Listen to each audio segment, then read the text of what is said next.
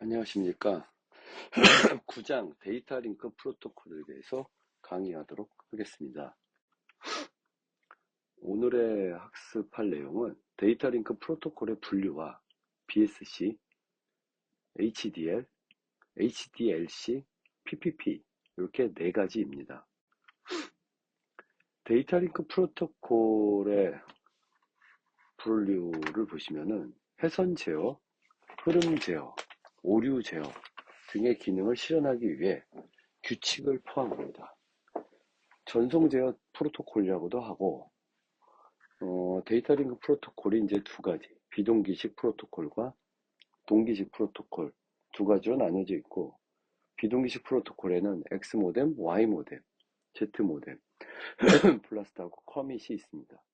동기식 프로토콜은 문자 위주 프로토콜인 BSC가 있고, 비트 위주 프로토콜은 SDLC, HDLC, LAPS, SLIP, PPP, 렌즈가 있습니다. 비동기식 데이터 프로토콜에 대해서 먼저 말씀을 드리면, 통신이 송신 측과 수신 측 사이에 기계적인 클락의 동기화가 없이 이루어집니다. 그래서 송신 측에서 프레임의 시작과 끝을 알리는 수신 측과 약속된 비트를 삽입합니다. 수신 측에서는 추가된 비트를 확인하여 데이터 부분만 추출합니다. 프로토콜의 종류가 X 모뎀, Y 모뎀, Z 모뎀, 블라스트, 커밋 거의 사용되지 않습니다. 동기식 데이터 링크 프로토콜입니다. 주로 문자 위주 프로토콜을 먼저 말씀을 드리는데, 바이트 위주 프로토콜이라고도 합니다. 프레임을 바이트로 구성되는 문자들의 연속된 열로 간주합니다. 문자 단위로 전송을 하는데 아스키 제어 문자를 사용합니다. 1964년에 IBM이 개발한 BSC, 바이너리 싱크로너스 커뮤니케이션이 주로 그런 거고, 비트 위주 프로토콜에 비해 비효율적이기 때문에 거의 사용되지 않습니다. 비트 위주 프로토콜, 전송 프레임을 비트열로 간주하는 걸로 1975년에 IBM이 개발한 SDLC, 1979년에 ISO에서 HDLC를 표준화하고, 1981년에는 ITUT에서 HDLC를 기반으로 한 링크 억세서 프로시저를 개발했습니다. 그래서 이제 이 부분이 LAPB, LAPD, LAPM 등입니다. LAP 링크 억세스 프로시저인데, LAPB는 X.EO 패킷 교환망과 ISDN, B채널용, LAPD는 ISDN의 D채널용입니다. LAPM은 모뎀용이죠. HDLC로부터 발전된 프로토콜입니다. 요게 이제 프레임 릴레이하고 PPP 등이 있습니다. 그 강의 시간이 온라인 수업이 너무 늘어지는 거가 생기더라고요. 연습 문제를 많이 풀어서.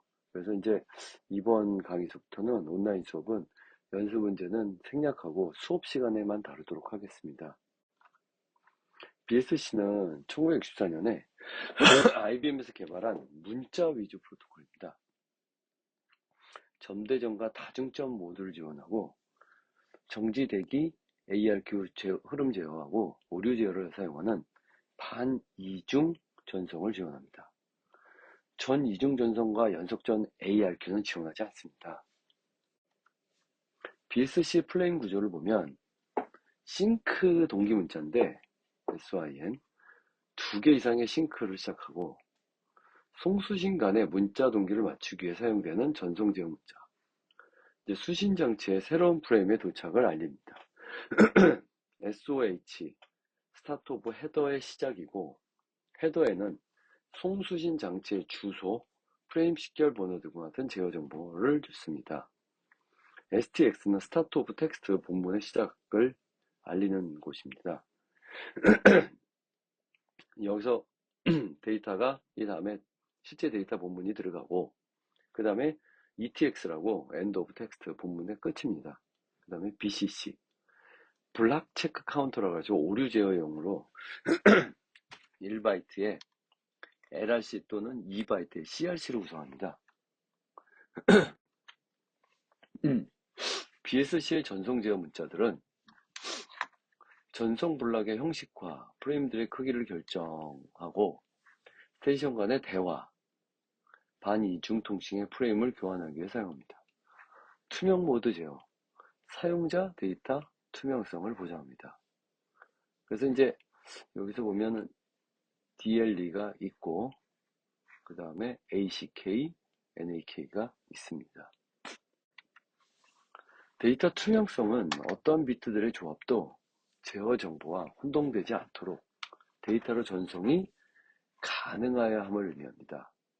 그래서 이제 DLE, 데이터 링크 에스케이프 문자를 사용하여 확보를 하는데, DLE. 그래서 이제 그 본문 내에 제어 문자가 오는 경우 ATX와 ETX 문자 앞에 DLE 문자를 살펴봅니다. 두 DLE 문자 사이의 모든 문자는 그냥 데이터를 취급을 하고 투명 영역 내에서 제어 문자와 동일한 패턴을 갖는 문자가 있더라도 그거를 제어 문자로 취급하지 않습니다. 문서 내에는 DLE 문자에는 DLE 문자를 하나 더 추가합니다.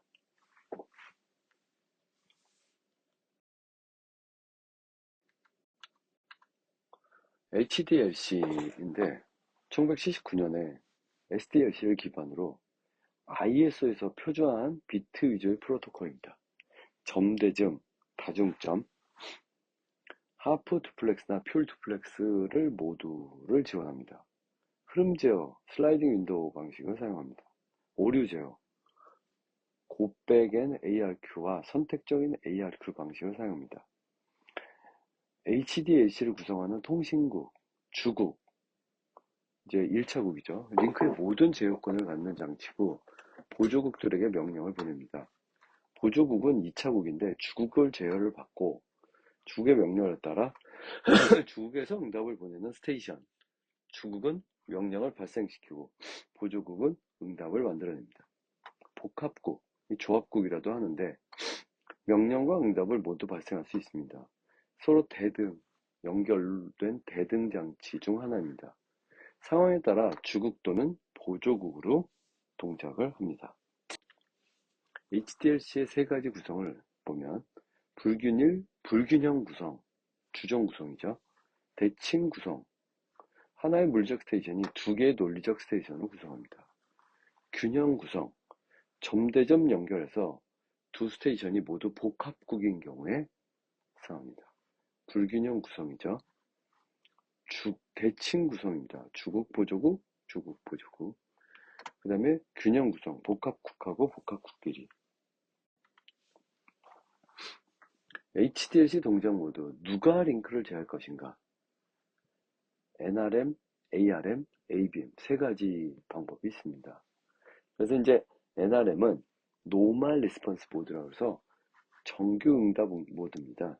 그래서 표준적인 주국 보조국 관계고 보조국은 정송 전에 항상 주국의 허락을 얻어야 됩니다. ARM은 비동기 응답 모드. 채널이 모두 사용되지 않으면 보조국은 주국의 허가 없이 전송할 수 있습니다. 보조국으로부터 모든 전송은 주국을 경유하여 연결됩니다. ABM은 비동기 균형 모드입니다. 모든 스테이션은 동등하며 정대적으로 연결된 복합군만 사용됩니다. 자, 그래서 HDL 프레임의 종류는 크게 세 가지가 있는데 I 프레임, S 프레임, U 프레임입니다. I 프레임을 보면 상위 계층에서 내려온 사용자 데이터 부분이 있고 그 다음에 이제 S 프레임은 없죠. 그 다음에 U 프레임은 데이터 관리 정보 이 부분이 없을 수도 있습니다. 그래서 이제 I 프레임은 사용자 데이터 전송 및 사용자 데이터에 관련된 제어 정보를 전송에 사용합니다. S 프레임은 감시 프레임이라고 해서 제어 정보의 전송에만 사용이 되고 데이터 링크 계층의 흐름 제어와 오류 제어에 사용됩니다. U프레임은 무브오너 프레임입니다. 시스템 관리를 위한 예약된 걸로 링크 자체를 관리할 목적의 정보를 전송합니다. 프레임인데 프레임의 시작과 끝을 나타내는 8비트로 프레임의 동기를 제공합니다. 비트 패턴이 0, 11, 11, 11, 0입니다. 수신기를 위한 동기화 패턴의 역할을 합니다. 어드레스인데 프레임을 송신하거나 수신하는 종국을 식별하기 위한 주소 필드입니다. 주국이 송신하면 목적지, 목적국 주소, 보조국 주소, 주국이 수신하면 발신지, 보조국 주소. 이게 이제 컨트롤은 프레임 종류를 식별하기 위해 사용합니다. 인포메이션은 실제 전송할 데이터입니다. FCS, 프레임 체크 시퀀스라고 해서 프레임 전송 도중에 오류가 발생했는지를 검사합니다. 주로 CRC를 사용하죠. CRC. 그래서 이제 이렇게 구성이 됩니다. 피기패킹이라고 합니다. 피기패킹. 양방향 데이터 교환에서 스테이션 2나 스테이션 1으로부터 받는 데이터에 대한 응답을 별도의 응답 프레임을 사용하지 않고 자신의 아이프레임에 제어 필드를 사용해서 보낼 수 있습니다. 아이프레임의 제어 정보를 합쳐 보내는 걸 일종의 이제 목말 태우기라고 얘기한 거죠. 그래서 피기패킹인데 폴 파이널 비트, PF 비트인데 P 비트는 명령 프레임에 표시되며 보조국이나 상대 복합국의 응답을 요구하는 데 사용합니다. 주국 또는 복합국은 P가 1인 명령을 송신한 후 F가 1인 응답을 수신할 때까지 P가 1인 명령을 송신할 수가 없습니다. F 비트는 응답 프레임 비트에 표시되며 P가 1인 명령에 대한 응답으로 사용합니다. P가 1인 명령을 수신하면 보조국은 또는 복합국은 F가 1인 응답을 송신한 후 다음에 P가 1인 명령을 수신할 때까지 F가 1인 명령을 송신할 수가 없습니다. 또한 보조국의 마지막 응답을 표시할 때도 사용을 합니다. 이게 이제 S프레임의 명령과 응답 부분인데 프래그, 어드레스, 컨트롤이죠. 이 S프레임이 이제 컨트롤 부분에서 보면 여기 코드가 여기에 RR, receive ready, 그러니까 긍정 응답이죠. 수신할 준비가 되어 있다. 혹은 01, reject, 부정 응답이죠. 10, RNR이죠. receive not ready, 긍정 응답, 수신할 수 없습니다. 긍정 응답은 맞는데 수신할 수 없는 거죠. 그 다음에 selective reject, 부정 응답, 선택적 재전송을 하도록 이렇게 봤습니다. U프레임의 명령과 응답인데 이 경우에 이제 코드가 이렇게 있습니다. 커맨드가 쭉 있고 여기에 리스폰스가 있는데 이게 이제 코드가 00, 001이 여기에 자리에 들어갑니다. 이 설명 내용은 앞에서의 내용과 같다고 보시면 됩니다. HDL 확장 모델 제어 필드 구조입니다. I프레임은 이제 이 부분하고 이 부분, 그 PF 프레임이 여기 들어가 있죠. S 프레임은 이제 코드 부분이 여기 있죠. 그리고 이제 제어 필드 부분이 확장 부분이 들어가도록 이렇게 되어 있습니다. 데이터의 투명성인데 프레임 내에 어디서든지 플래그 비트 패턴이 나타나지 않도록 보장되어야 합니다. 이를 위해 비트 스토핑 과정을 수행합니다. 송신기는 연속된 4개 이상이 1이 있으면 5번째 다음에 1의 0을 삽입합니다. 수신기에선 삽입된 0을 제거하면 됩니다. 그래서 원래 데이터가 01000 뭐 이런 식으로 돼 있으면 사실 상관이 없는데 1111 이렇게 가면 가다가 오류 나는 경우가 플래그 패턴이 나타날 가능성이 크기 때문에 위험하니까 요 5번째 프레임마다 0을 집어넣어줍니다. 그죠? 이렇게. 그래서 수신대선 일이 5번 반복되면 거기에 나오는 다음 0은 제거합니다. 이렇게. 여기도 제거하죠. 왜냐면 프래그 비트가 하면 데이터가 다시 시작되는 거죠. 그래서 방금 부분을 스토핑 하는 순서입니다. 그래서 0을 제거하고 하는 알고리즘을 순서대를 표현하고 있습니다. HDL 동작 과정인데 데이터 링크의 연결 설정 과정입니다. SNRM, SARM, SABM 중에 한 프레임을 전달하고 응답은 UA로 받습니다. 데이터 링크 해제 과정인데 DISC 프레임을 보조국에 전달하고 수신 측은 UA로 응답합니다. 여기서 보면 이제 코드가 있죠. 코드에 대한 SNRM, SNRM, SABM이 있겠죠.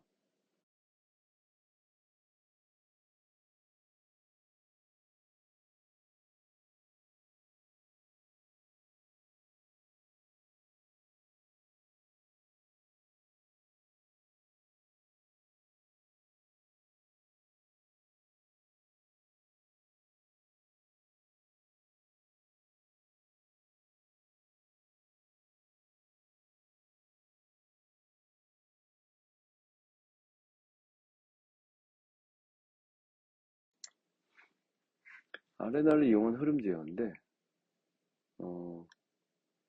이 부분 제가 여기는 사실 필요 없는 부분이거든요. 앞에 있는 거 비교하려고 넣어놓은 건데 네, 나중에 수업 시간에 다시 고쳐놓도록 하겠습니다.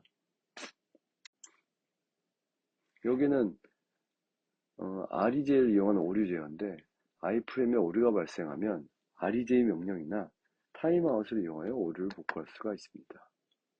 그게 있죠. 이 부분은 앞에 있던 내용입니다. 또 사라져가지고 깨졌습니다. 주국과 보조국 사이에 폴링에 의한 데이터 전송인데 먼저 정규 응답 모드 NRM이 되어야 주국은 SNRM 명령을 보조국에 전송하여 데이터 링크를 설정을 요구하며 SNRM 명령을 수신한 보조국은 UA 응답을 보내고 링크 동작과 관련된 모두 변수와 카운터 초기 값으로 설정합니다. 주국과 보조국 사이의 셀렉션에 의한 데이터 전송인데 셀렉스에 의한 데이터 전송입니다. S 혹은 I 프레임으로 이게 이제 제어 필드가 110, 1이죠. HDL 응용 프로토콜인데 LAPB, LAPD, LAPM입니다. LAPB는 엑스타디오 프로토콜과 ISDN의 B 채널 사용을 합니다. LAPD는 ISDN의 D 채널 사용이고 LAPM은 모뎀을 이용한 단순화된 HDLC 부분집화입니다.